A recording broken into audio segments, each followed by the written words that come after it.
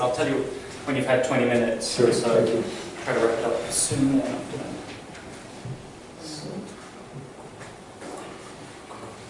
Consider 5 spaceships drifting freely in a region of space without rotation and with relative motion. At a certain instant of time, in their rest frame, the motors are started and they accelerate.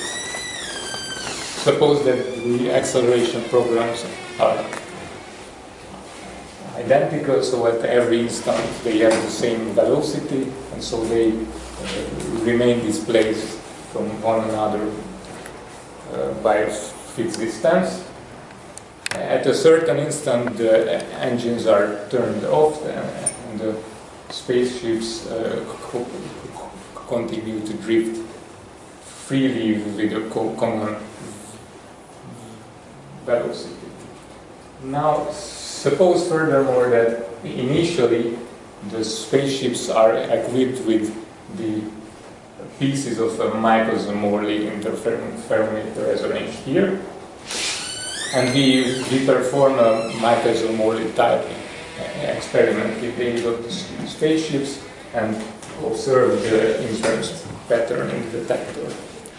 And now here's the question I'd like to pose.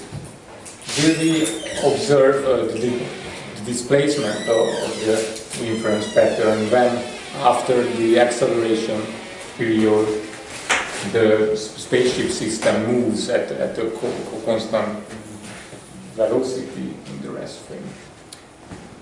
Now, you might come up with 2 different lines of reasoning to answer this question. The first one is based on the special principle of relativity. So you might say, look, just describe the moving system from an inertial frame that moves with the spaceships, and then the special principle of relativity requires that the description of the system from the co-moving frame must be identical as the description of the rest system in the original frame, so the inference pattern should remain the same and therefore no displacement of the interference fringes. But you might come up with a different line of reasoning, and what you might say is that I just sit in the original frame and describe the moving system from this rest frame. Now, by means of an easy calculation, you can receive the relative time it takes the light to transmit the longitudinal versus the transversal arm of the interferometer, and what you will see is that this relative time actually differs from the one where the system is at rest, and therefore the answer here what you will get is that the inference fringes are indeed shifted. So which one is the correct answer? Now you may notice that this question is just a slight variation of John Bell's famous question that he is posing in the celebrated paper, How to Teach Special Relativity, asking whether a thread connecting 2 spaceships will eventually break when the 2 spaceships are set in motion in a similar manner as the 5 spaceship system is. Now, the answers to the two kinds of answers that you might come up with, the 5 spaceship phase is much in analogy with the 2 kinds of answers that Bell considering in this paper. So as Bell reports, many of his colleagues at the CERN responded probably on the basis of the principle of relativity and its consequence that all distances must be Lorentz contracted, that the thread will not break. But Bell's offering another line of reasoning, his well-known reasoning formulated in terms of the original rest frame, that the thread should eventually break. Now, as we know from Bell, the correct answer is this one. So the thread will break, and the inference fringes are indeed going to be shifted. The answer that you might give on the basis of the special principle of relativity is just not correct. So how can all this be compatible then with the special principle of relativity? Now here's what the principle states. So the principle is a comparison of two physical situations. One is in which a physical system is at rest relative to an inertial frame K. The formula describing this system in terms of K is denoted by F. And another situation in which the same system is in motion with velocity v, co-moving with an inertial frame K prime, and this description in terms of the original rest frame K, I denote with move v f. Now what the principle states is this, that if you describe the moving system in terms of the co-moving frame K prime, then this description must be the same as the description of the original rest system in terms of the original rest frame K, right? In other words, the description of the moving system in terms of the original frame K must be obtainable by applying the inverse Lorentz transformation to the primed F. That is the same formula as F described in the rest system in the original frame, but in the prime quantities. So in short, what the principle states is that the system's set in motion must be identical with the Lorentz boosted system. Now you can read more on a precise formulation of the statements of the principle here. But for now, this short statement is what you have to bear in mind. For this statement is what is violated in the 5 spaceship case. So the point is this.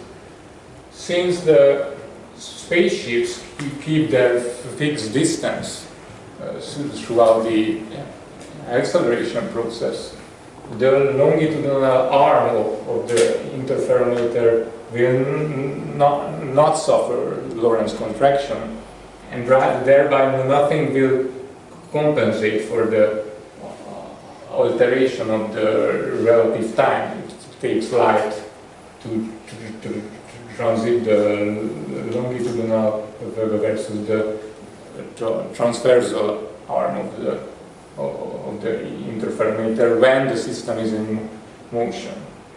So in short, this system set in motion will not be identical with the Lorentz boosted state.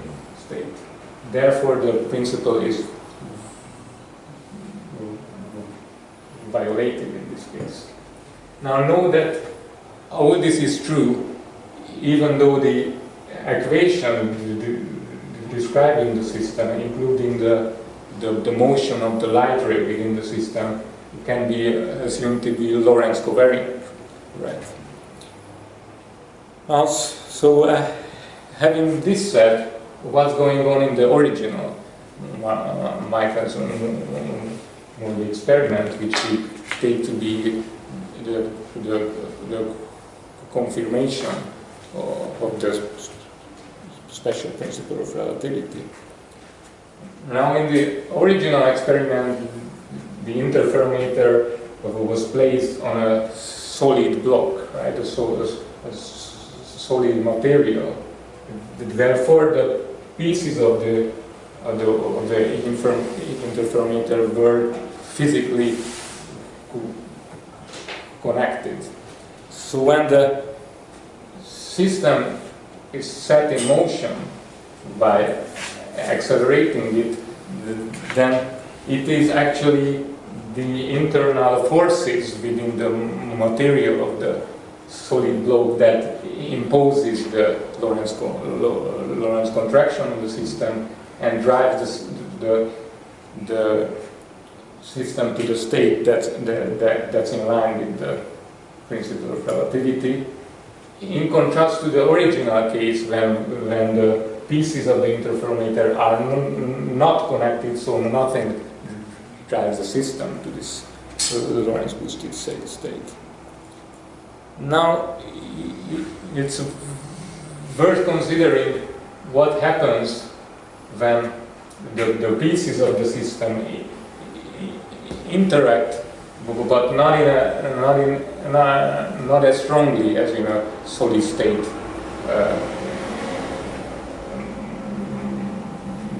material.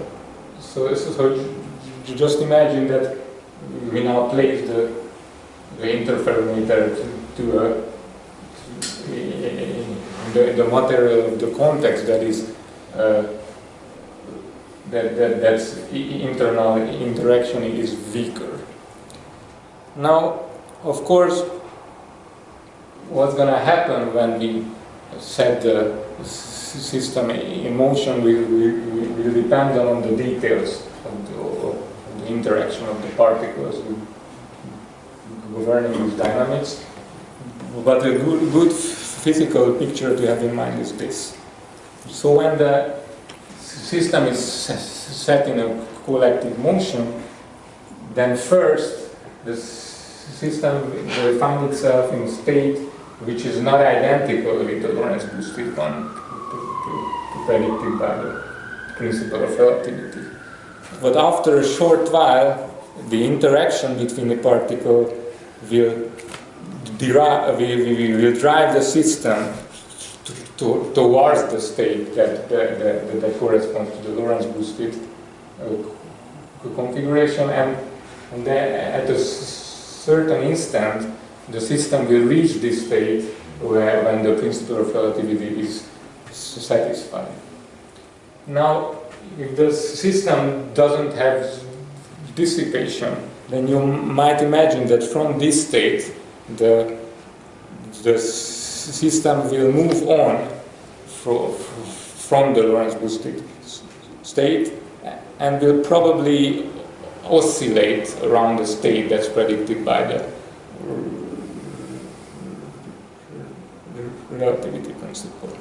So the point is that it will only be in singular instance of time when the prediction of the relativity principle actually holds, and through the whole oscillatory motion, the principle of relativity will just be violated.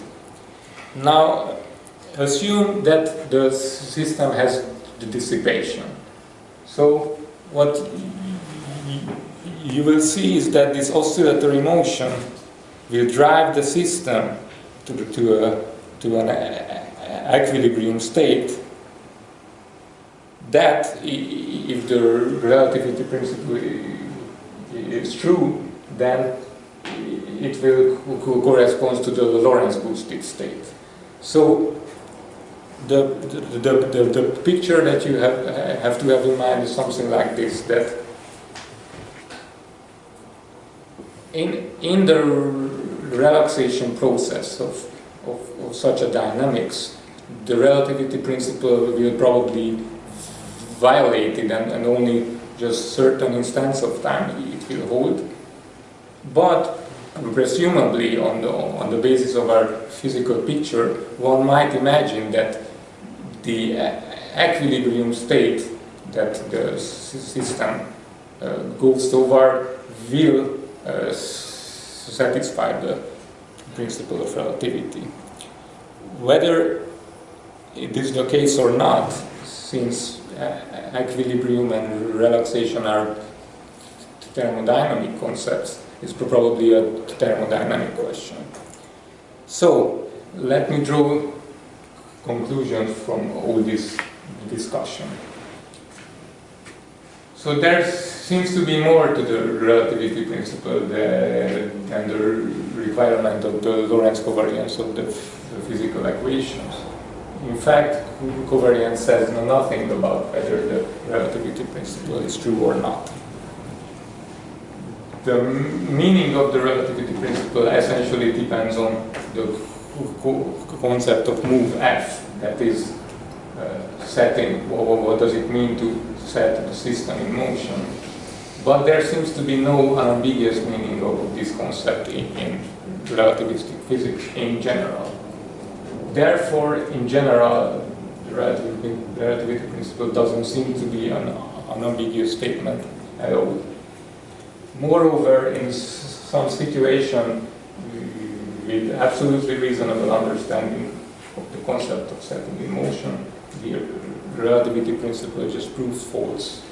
Typically, it fails during the relaxation process of relativistic deformations. The relativity principle is not a universal principle. It does not hold for the whole range of validity of Lorentz covariant laws of relativistic physics. And one can come up with the hypothesis that the relativity principle at least holds for the equilibrium quantities, characterizing the equilibrium states of dissipative systems. In this sense, the relativity principle can be regarded as a thermodynamic principle.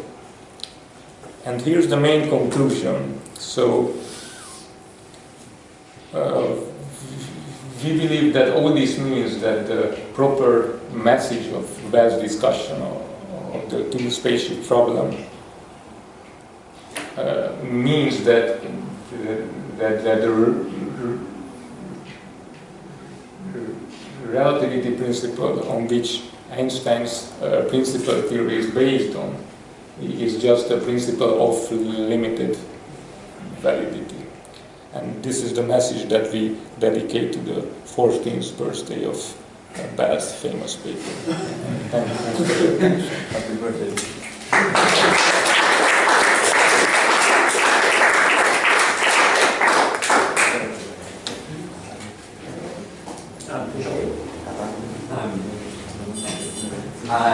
So, I just want to check something and then I'll ask quickly, I'll follow up if that's okay. So, in the original Bell paper, Bell notes that if you work through it, even from, say, a space-time perspective, you recognize that from the perspective of a person in either ship, they'll notice the other ship drifting further and further away.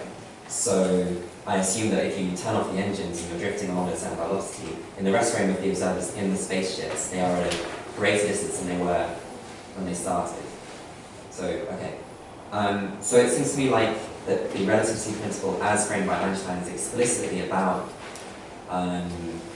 something like a claim about the symmetries of the laws. So the way that, so I just pulled it up, the laws according to which the nature of physical systems alter are independent of the manner in which these changes are referred to two coordinate systems which have a uniform translatory motion relative to each other. So it's explicitly about coordinate systems, and it seems like in the frame of the moving spaceships, their coordinate system would tell them that they were a further distance apart. So I'm not sure how this is tracking with, did you have a different reading of the relativity principle according to which it's like this active boost between the two frames, as opposed to a coordinate system that the observers would have?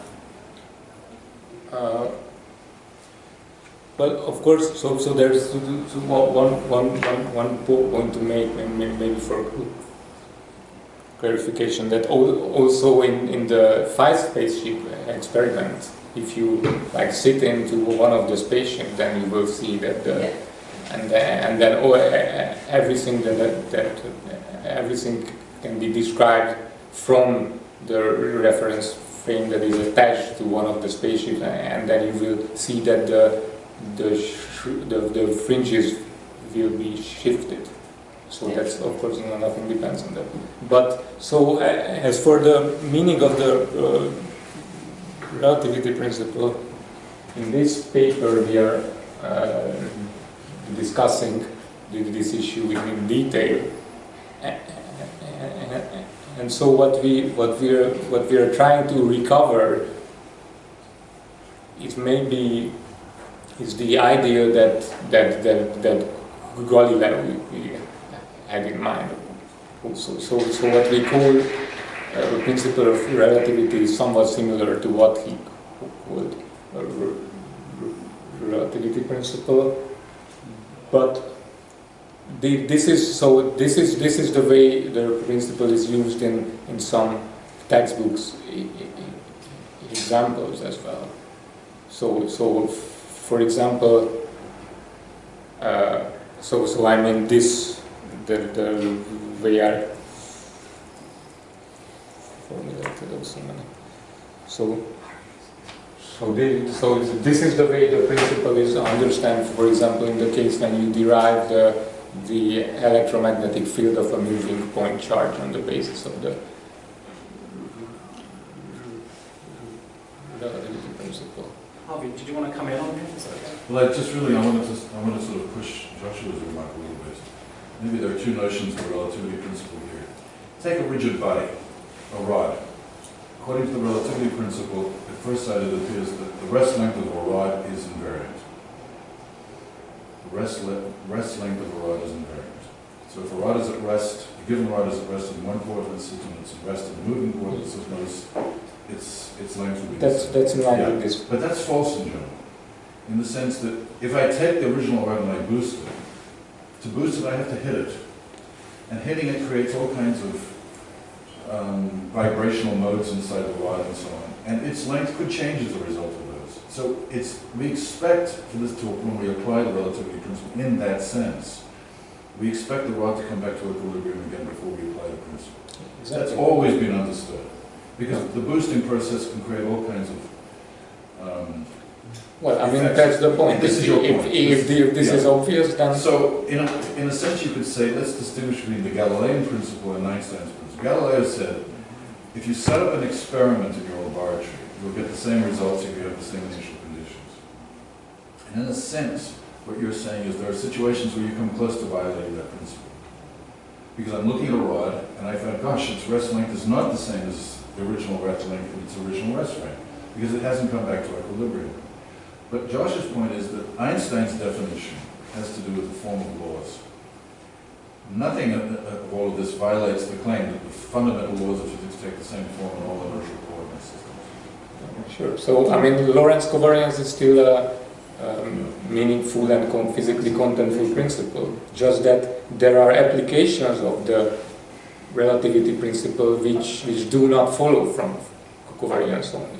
So, for example, that the Michelson-Morley experiment will provide a null result that does not follow from the principle itself, precisely because of this reason. So when we say that the null result confirms experimentally the relativity principle, then what not only we mean is that it confirms Lorentz covariance, but we only supposed to mean that it confers more.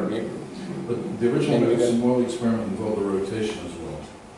That's what gave rise to the shift, the expected shift in the interference fringes. It wasn't the motion. The original Michelson-Morley experiment involved a rotation. Well, I mean, you mean that it is set in another inertial frame which is also rotated? The shift in the interference fringes was expected to be seen when you had in the laboratory the Michelson interferometer, and then you rotated it by 90 degrees. And that doesn't come into your analysis. Okay, but he expected the impact would be caused by the change of the velocity concerning the alleged or supposed velocity of the Earth's. No. That was the Kennedy Thunderbolt experiment. but then how is it related? Yeah, sort of a similar point. So I thought this was a neat example, but the in Genosi's book that Bell cites and draws from in that article, he spends a lot of time focusing on this idea that not just is the boosted state of the rod, where the rod is contracted, allowed by the laws, when the regular rod is allowed by the laws, that you kind of moving and have it contracted, but in fact that in the course of a regular acceleration, you enter that new equilibrium state.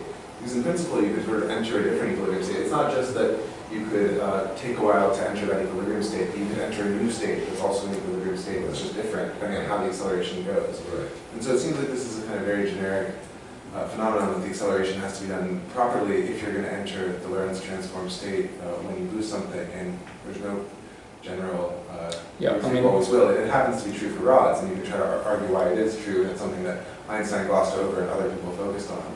But I mean, Bell has the same point too, that so he claims that it is the gentle acceleration which is required in order for the corresponding states to obtain. But I mean, the point is that this is a different point. So that's also an issue whether the acceleration is gentle or not. But in the 5 spaceship example, it's clear that the acceleration can as gentle as you wish, but so the point is that there should be a physical interaction which is responsible for this specific thermodynamic behavior, that the new equilibrium state will be the Lorentz boosted state. So there's a more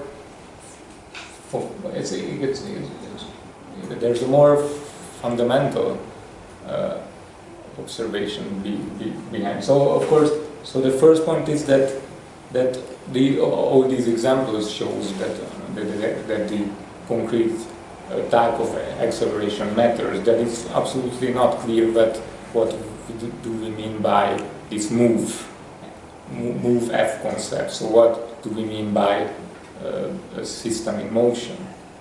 And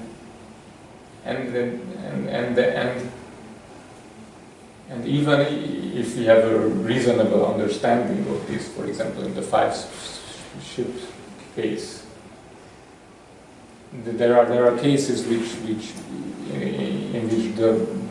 this move F concept will not satisfy the principle of relativity. But yeah, I mean, you're right that. I think this is nice in illustrating that even when you have a gentle kind of acceleration, you do not enter into the Lorentz transformed equilibrium state unless it's being stuck to. I mean, in this case where it's not stuck together.